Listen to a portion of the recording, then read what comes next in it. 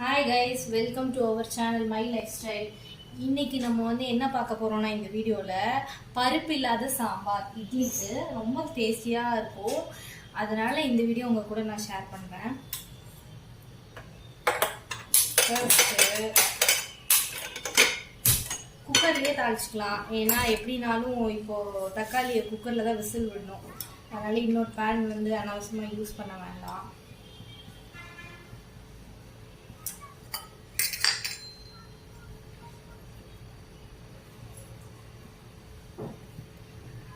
Cooker கொஞ்சம் hot ஆனதுக்கப்புறம் oil ஊற்றிக்கோங்க.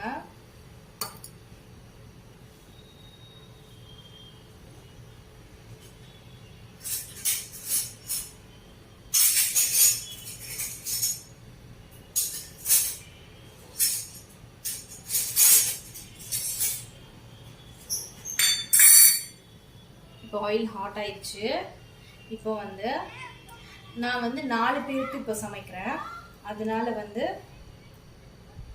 5 மிளகாய் எடுத்திருக்கேன். இது நீல மிளகாவாக இருந்தால் நீங்கள் இது டபுள் த அமௌண்ட் எடுத்துக்கோங்க. இல்லைன்னா அட்லீஸ்ட் 8-9 மிளகாவாவது எடுத்துக்கோங்க. இது இந்த குட்டி மிளகா, அது ரொம்ப ஆல்ரெடி காரமாக இருக்கும். மிளகா ஃப்ரை பண்ணும்போது நீங்கள் கொஞ்சம் தள்ளியும் ஃப்ரை பண்ணிக்கோங்க. அது கொஞ்சம் வெடிக்கும். சிம்மில் வச்சுட்டு ஃப்ரை பண்ணிக்கோங்க. இந்த ஸ்கின் கொஞ்சம் டிரான்ஸ்பரண்டாக மாறும் இல்லையா, ஸ்கின் மட்டும் பீல் ஆகுற மாதிரி வெளியே தெரியும். அது வரைக்கும் இது வதக்கிக்கோங்க.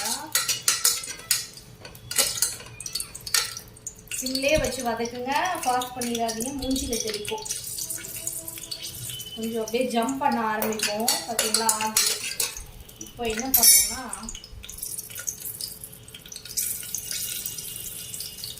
நான் இப்போ 7 தக்காளி கட் பண்ணி வச்சுருக்கேன்.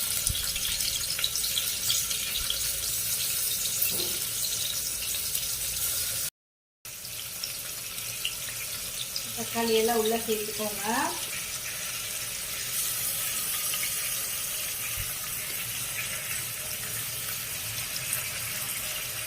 சேர்த்துட்டு இப்போ ஃப்ரை பண்ணலாம்.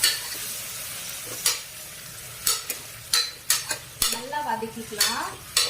இது இப்போ குக்கரில் போட்டு பாயில் தான் பண்ண போகிறோம், விசில் தான் விட போகிறோம். ஆனால் அதுக்கு முன்னாடி எப்போவுமே வேக வைக்கிறதுக்கு முன்னாடி தக்காளியை வதக்கிக்கிட்டிங்கன்னா அதோட டேஸ்ட் நல்லாயிருக்கும். டைரெக்டாக பாயில் பண்ணுறதை விட வதக்கும் போது டேஸ்ட் நல்லாயிருக்கும். டெய்லி சாம்பார் தானே வைக்கிறோம், டிஃப்ரெண்ட்டான சைட் டிஷ் ட்ரை பண்ணி பார்க்கலாம் அப்படின்னு சொல்லி இன்றைக்கி நான் பண்ணுறேன். இது எங்கள் அம்மா வீட்டில் பண்ணுவாங்க, எங்கள் அம்மாவோட ஸ்பெஷல் இது. நான் இது வரைக்கும் ஒரு 2-3 வாட்டி தான் பண்ணியிருக்கேன். ஆனால் நல்லா டேஸ்ட்டாக இருந்துச்சு. சரி, இன்னைக்கு இட்லி பண்ணலாம் நைட் டின்னருக்கு அப்படின்னு யோசிச்சிருக்கேன். அதனால பண்ணுறேன்.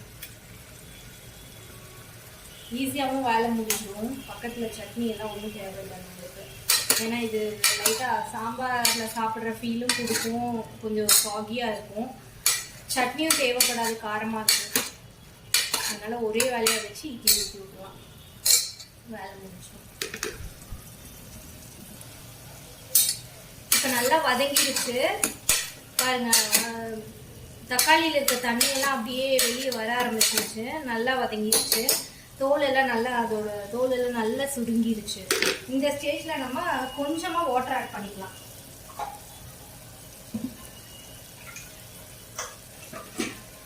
கொஞ்சமாக தான் ஆட் பண்ணுவோம், ஏன்னா ஆல்ரெடி நமக்கு தக்காளி ஜூஸியாக தான் இருக்கும்.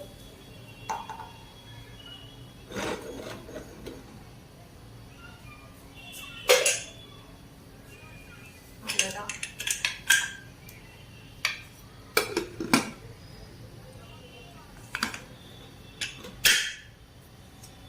இதில் 3 விசில் வரட்டும். விசில் வந்ததுக்கப்புறம் அடுத்த ப்ராசஸ் பார்க்கலாம்.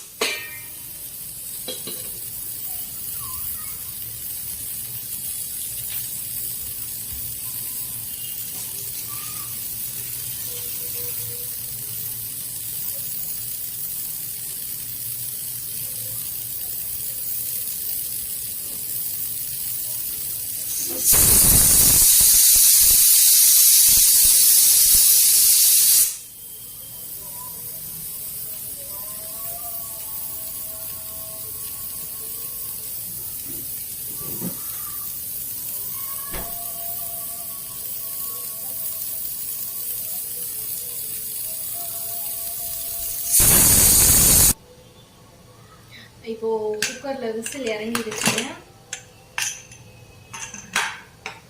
இது ஸ்ட்ரீம் இறங்குற வரைக்கும் வெயிட் பண்ண வேண்டாங்க. நீங்க விசில் தூக்கி விட்டு இறக்கிடுங்க. ஏன்னா இது தக்காளி தானே, அரைக்க தான் போதும். அதனால உட்காந்து டைம் வேஸ்ட் பண்ண வேண்டாம்.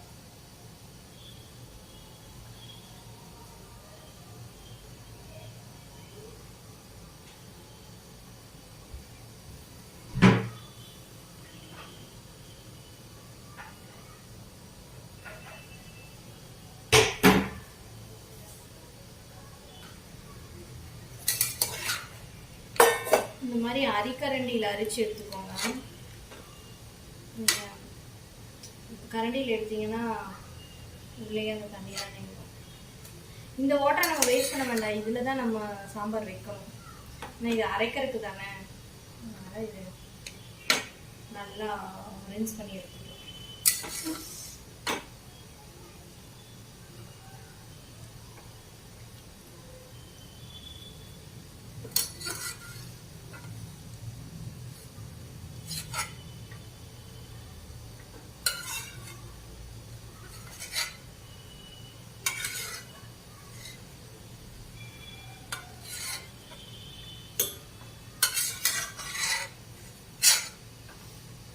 அவ்வளோதான், இந்த தண்ணி நின்றுச்சு. நான் இதை எடுத்துட்டேன். இது கொஞ்சம் கூல் டவுன் ஆனோன்னா மிக்ஸியில் போட்டு எடுத்துக்கலாம். ஓகே, அது நல்லா கூல் டவுன் ஆனோன்னே நல்லா பேஸ்ட்டாக அரைச்சி எடுத்துகிட்டு வந்துட்டேன்.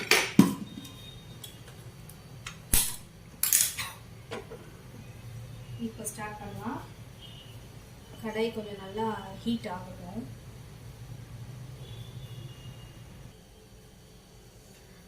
நல்லா ஹாட் ஆயிடுச்சு. இப்போ ஆயில் வந்து ஒரு 2 டேபிள் ஸ்பூன் ஊற்றிக்கலாம்.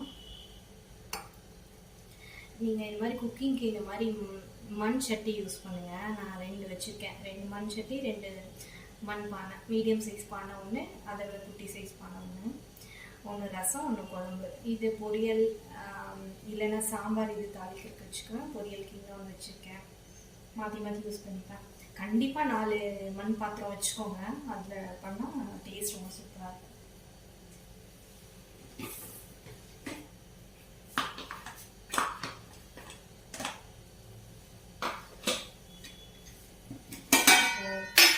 எண்ணெய் நல்லா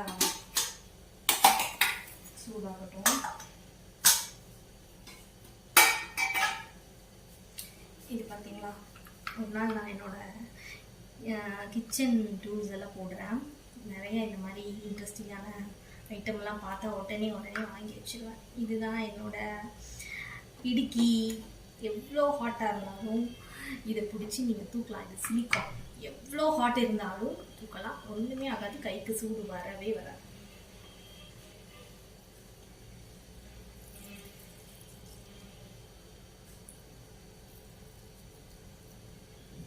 கடுகு ஒரு டீஸ்பூன் போட்டுக்கோங்க. அது கொஞ்சம் வெடிக்கட்டும்.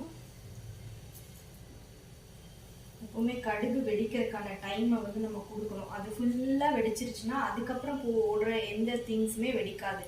அதை வெடிக்க விடாதனால தான் மீதி எல்லா திங்ஸும் தாளிக்கும் போது வெடிச்சிட்டே இருக்கும்.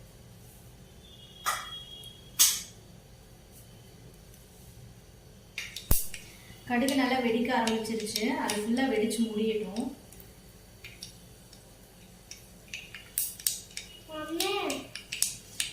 இதுதான் என் பையன்.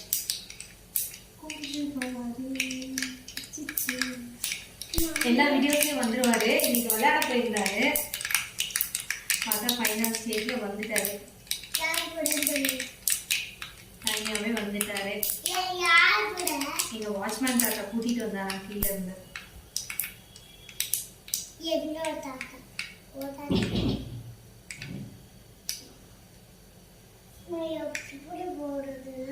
ஓகே, எல்லாம் வெடிச்சிருச்சு. இப்போ உளுத்தம்பருப்பு போடுறேன்.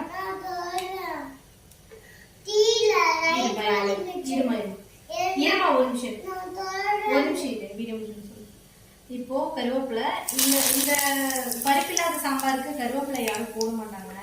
ஆனா கருவேப்பிலை வந்து உடம்புக்கு ரொம்ப நல்லது. என் பசங்களும் சாப்பிடுவாங்க, நானும் சாப்பிடுவேன். அதனால கருவேப்பிலை இல்லாமல் நான் தாளிக்க முடியல என்னால். அதனால நான் எப்பவுமே போட்டுக்கிறேன். அப்புறம் சின்ன வெங்காயம் நிறைய 2 கை நிறைச்சி சின்ன வெங்காயம் எடுத்து முடிச்சு கொஞ்சம் பெரிய பெருசாக நான் கட் பண்ணி வச்சுருக்கேன். உங்களுக்கு எந்த மாதிரி பிடிக்குமோ அந்த சைஸை கட் பண்ணிடுவேன். பார்த்தீங்களா, வேற எந்த ஐட்டமும் வெடிக்காது. வெடிக்க வச்சேன்.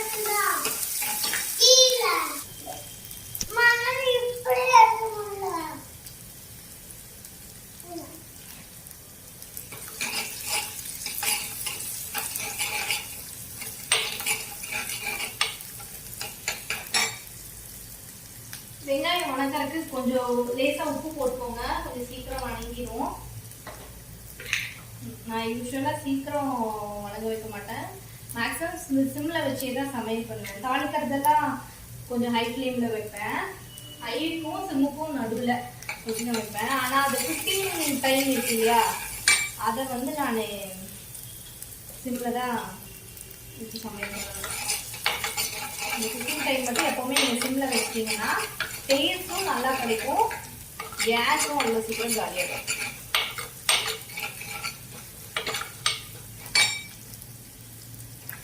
இப்போ கொஞ்சம் பெருங்காயத்தூள் ஆட் பண்ணிக்கலாம்.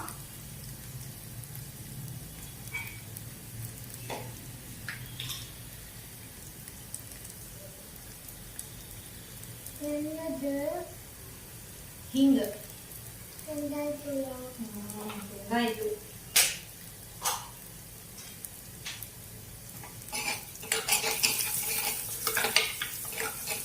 எனக்கு பெருங்காயத்தூள் ஃப்ளேவர் ரொம்ப பிடிக்கும். எல்லாத்துலேயுமே பெருங்காயத்தூள் ஒரு பிஞ்சாவது போடுவேன்.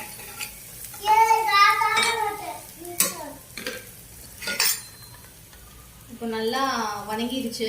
இந்த நம்ம ஈர்த்து எடுத்து வச்சோம்ல அந்த தண்ணியை வந்து அதில் போட்டுறேன். அது நல்லா கொதிக்கட்டும். கொதிச்சதுக்கப்புறம் அந்த பேஸ்ட் சேர்த்துட்டு சால்ட் ஆஸ் பர் டேஸ்ட் நம்ம சேர்த்துக்கலாம்.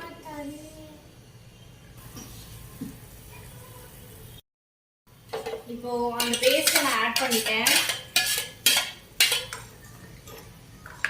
கொஞ்சம் கெட்டி ஆயிடுச்சு. ஆக்சுவலி இது கொஞ்சம் தண்ணியா இருக்கணும், அதனால நான் இன்னும் கொஞ்சம் தண்ணி ஆட் பண்ணிக்கிறேன்.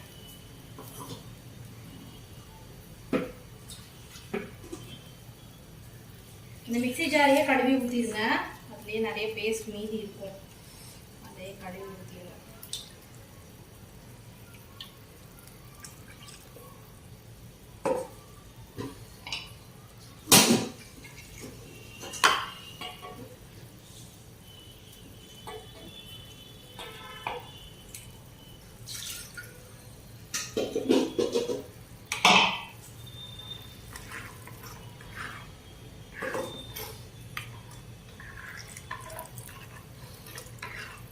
இது நல்லா ஊற்றி சாப்பிட்றதுக்கு வேணும், அதனால நல்லா தண்ணியாகவே வச்சுருங்க. இப்படியே வச்சிங்கன்னா தக்காளி குழம்பு மாதிரி ஆயிடும். நல்லா தண்ணியாக வச்சுருங்க.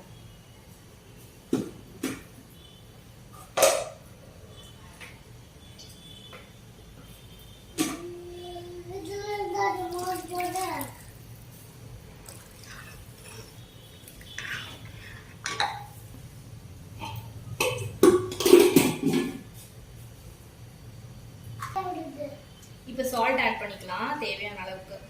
இதுக்கு கல்லுப்பு போட்டிங்கன்னா இன்னும் சூப்பராக இருக்கும். இப்போ இந்த குட்டி பையனை வச்சுட்டு என்னால் கரெக்டாக எதுவும் பண்ண முடியல. ஆனால் நான் கல்லுப்பு தான் சேர்த்துவேன். கல்லுப்பு இருந்தாலும் கல்லுப்பு சேர்த்திக்கோங்க. இந்த மாதிரி கொதிக்கிற ஐட்டம், அரைக்கிற ஐட்டமுக்கு மட்டும் நான் கல்லுப்பு சேர்த்துவேன். பொரியலுக்கெல்லாம் சேர்த்து மாட்டேன்.